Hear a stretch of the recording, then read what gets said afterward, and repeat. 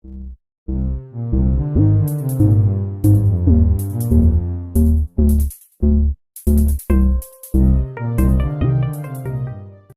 dear students, we have learnt about Gauss law.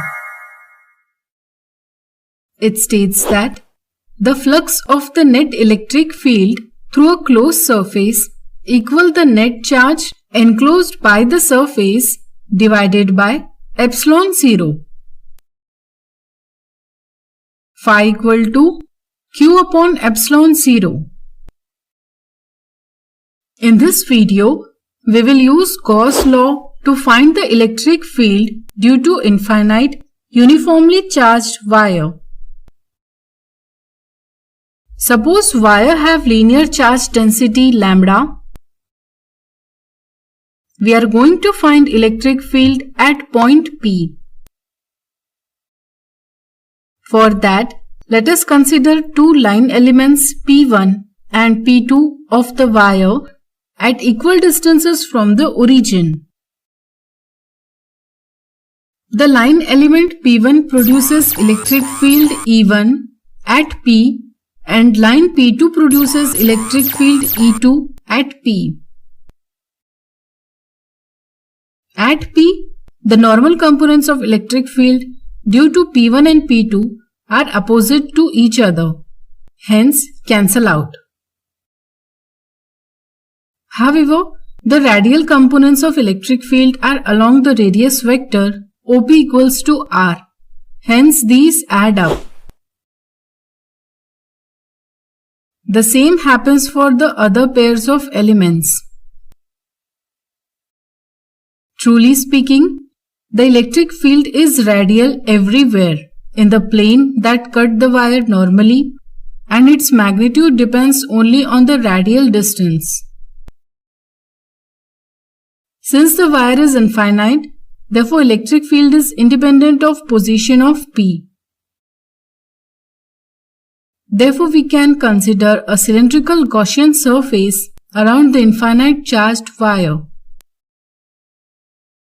Here we consider three surfaces S1, S2, S3. Since electric field is radial, hence flux Phi1 and Phi2 through surfaces S1 and S2 respectively is 0. Speaking about S3, that is, the curved part of the cylinder.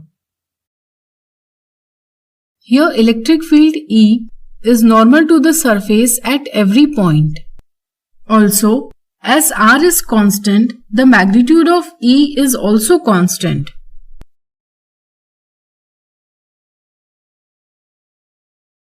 Suppose the flux passing through this surface is Phi3. Then total flux Phi passing through S1, S2, S3 is equal to Phi3. That is, Phi equal to E multiplied by S3. Therefore, Phi equals to E into 2 pi RL. Let's call this as equation number 1. Since S3 equal to curved surface area of cylinder, which is equal to 2 pi RL.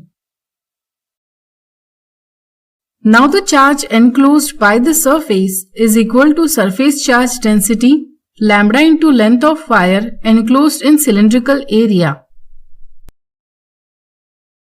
So that flux can be calculated as Phi equal to Q upon epsilon 0, which is equal to lambda into L by epsilon 0. Let's call this as equation number 2.